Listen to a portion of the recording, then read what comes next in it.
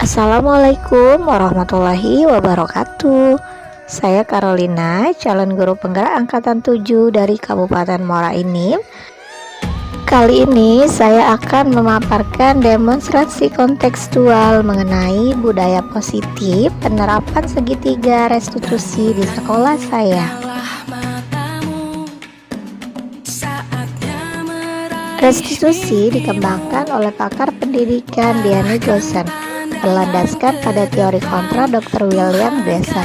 Restitusi adalah proses menciptakan kondisi bagi murid untuk memperbaiki kesalahan mereka, sehingga mereka bisa kembali kuat pada kelompok mereka dengan karakter yang lebih kuat. Restitusi adalah suatu proses dialog yang dijalankan oleh guru atau orang tua agar dapat menghasilkan murid yang mandiri dan bertanggung jawab. Proses dialog ini terdiri dari 3 langkah, yaitu stabilkan identitas, memvalidasi tindakan yang salah, dan yang ketiga menanyakan keyakinan.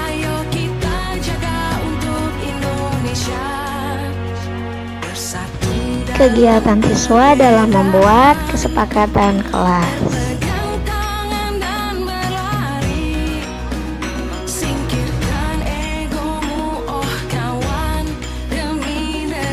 Berikut skenario kasus 1. Di sini ketika siswa kelas 2 sedang mengerjakan soal ulangan harian, saya melihat ada salah satu siswa yang mencontek. Dalam kesepakatan kelas 2, ada salah satu nilai kebajikan dan diyakini bahwa semua warganya harus jujur dalam menjalankan segala hal. Mencontek adalah salah satu tindakan yang tidak jujur atau bertentangan dengan salah satu nilai kebajikan yang telah disepakati dan diyakini. Saya sebagai guru harus melaksanakan tindakan penyelesaian masalah tersebut dengan menggunakan segitiga restitusi. Berikut take action antara saya dan murid tersebut.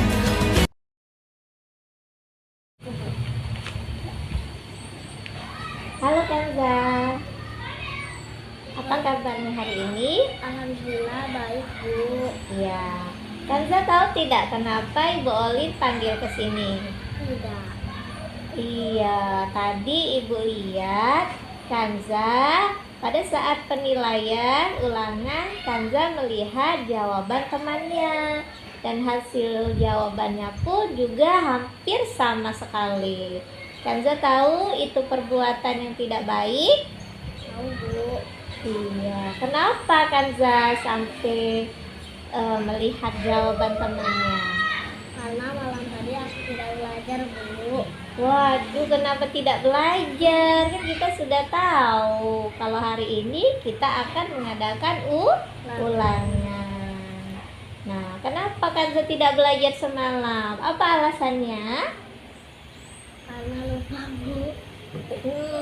Pasti Kanza main HP ya atau nonton TV ya? Iya.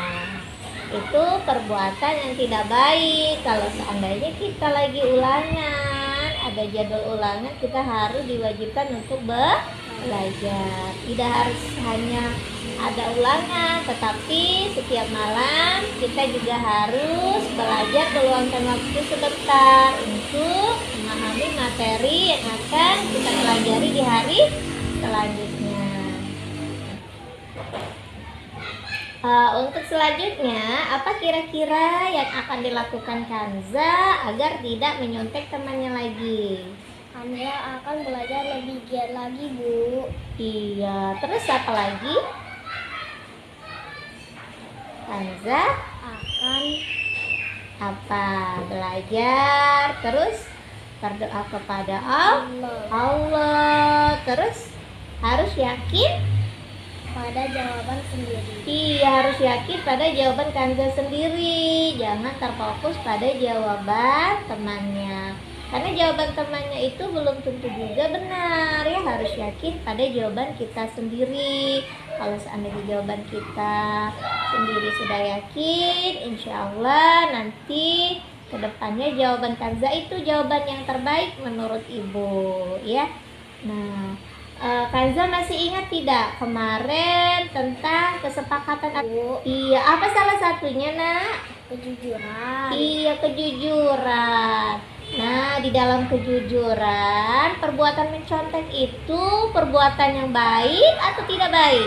Tidak baik, Bu. Iya, perbuatan yang tidak jujur itu adalah perbuatan yang tidak baik. Jadi jangan dilakukan kembali ya. Kalau perbuatan yang tidak baik itu adalah perbuatan yang berdosa, apalagi melihat jawaban temannya sudah capek-capek belajar, kitanya malah menyontek, ketahuan sama ibu guru. Jadi untuk ke depan Kanza tidak boleh mengulanginya lagi. Nanti kalau seandainya Kanza untuk kedepannya, apa yang akan Kanza lakukan agar kesepakatan kelas kita nanti akan terlaksana dengan baik yang sudah kita buat kemarin? Salah satunya tadi Kanza harus bersifat jujur.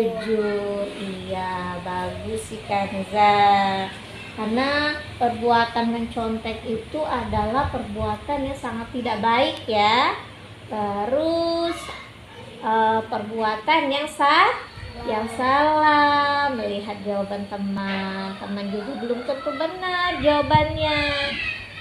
Terus kita percaya aja sama teman. Terus kalau seandainya memang perbuatan teman itu, jawaban teman itu baik, nanti kasihan juga teman yang sudah belajar giat semalam. Dia dapat 100, kita dapat 100 juga.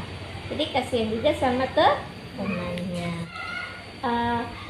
Kapan Kanza tidak akan mencontek lagi? Mulai hari ini, Bu. Mulai hari ini apa?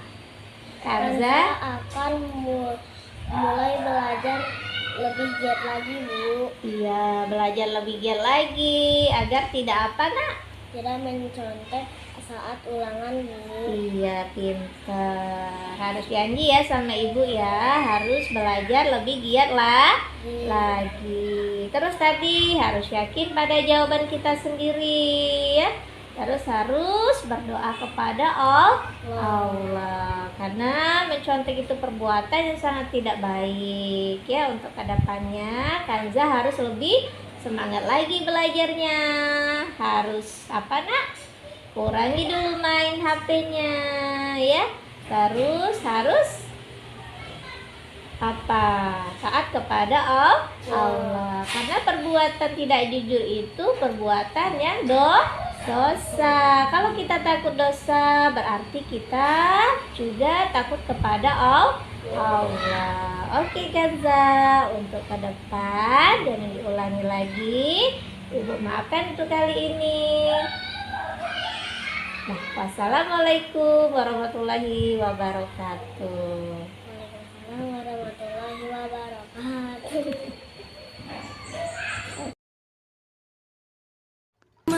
Pada skenario kasus 2, ada salah seorang siswa kelas 2 yang datang terlambat. Dalam kesepakatan kelas, salah satu nilai kebajikan yang telah disepakati dan diyakini semua warganya yaitu komitmen. Ini artinya bahwa semua warga kelas sepakat dan meyakini bahwa semua warganya harus komitmen dalam menjalankan segala hal. Sering datang terlambat adalah salah satu tindakan yang tidak sesuai dengan salah satu nilai kebajikan yang telah disepakati dan diyakini yaitu komitmen.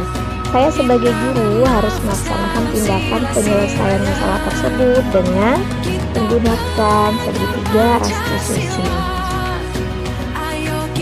Berikut adalah take action pada kasus 2. Ya, selamat siang Abdi. Ya, Bu, selamat siang. Iya. Abdi tahu tidak kira-kira kenapa Ibu Olin panggil Abdi ke sini? Saya tahu, Bu. Nah, jadi Ibu pantau Abdi terlambat datang ke sekolah. Nah, Abdi tahu jam berapa kita masuk? 7:15.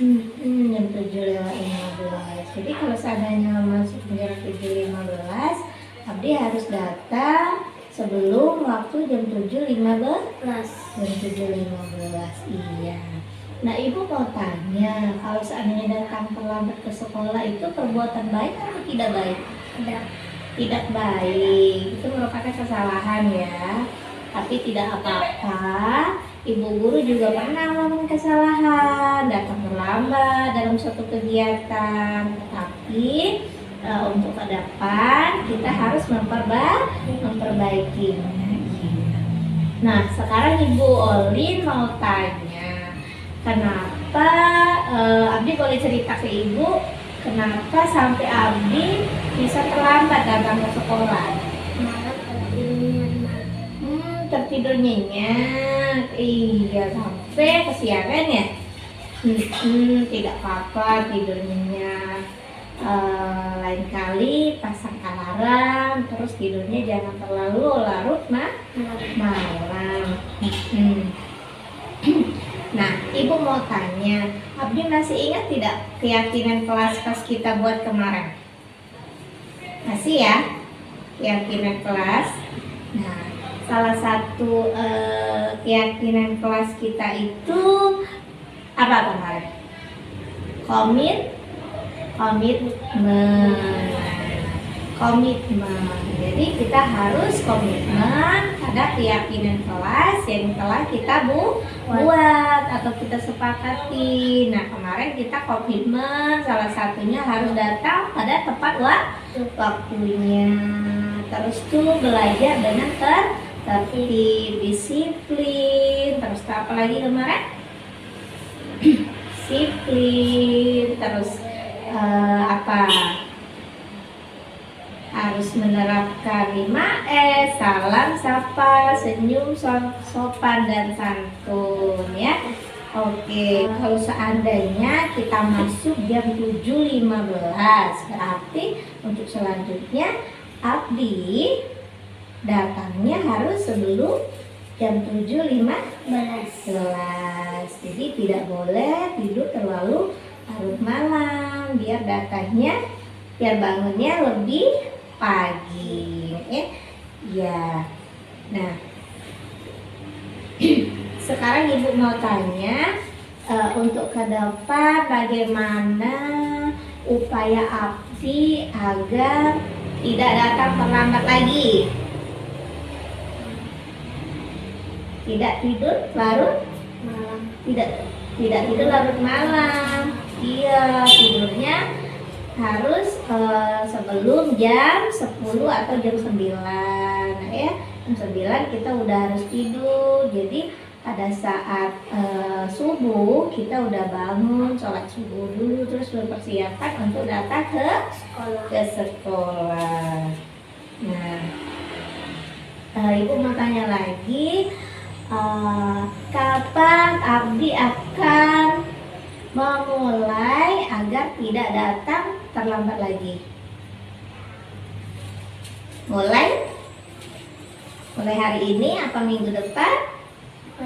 Iya, mulai hari ini. Jadi mulai hari ini kita harus datang pada tepat waktunya. Untuk ke depan Abdi harus berjanji ingat pada kesepakatan kelas kita, yaitu dengan komitmen. Apa komitmennya tadi, Nak?